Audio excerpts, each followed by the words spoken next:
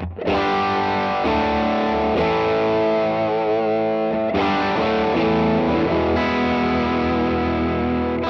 hello there, HW here for Tone Junkie TV, and today we are checking out the Lightspeed Organic Overdrive from Greer, and also from Greer the Relic Drive. Now, the Lightspeed is kind of, they call it Organic Overdrive, but it's kind of a transparent kind of thing, and it's a great way to just add some grit to the tone of your amp if you're really loving the tone of your amp. Now, the Relic Drive is sort of like Tube Screamer land kind of deal, but they've taken out some of the congestion that Tube Screamers might normally have, and they've also tried to open it up a little bit, maybe a little less compression.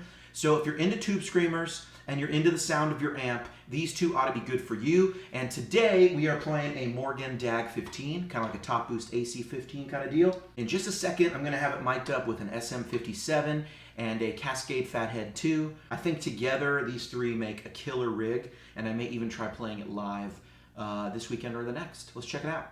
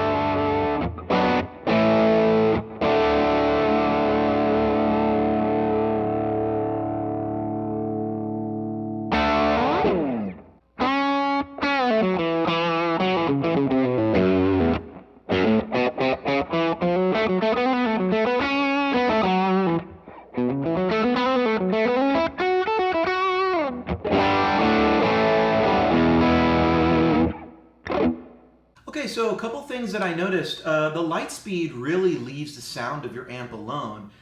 It's not really adding bass or really making a lot of EQ shifts. It's just sort of adding grit and adding gain. It's very transparent feeling as well, I'll say. It doesn't really introduce a lot of compression into the signal like Timmy kind of does.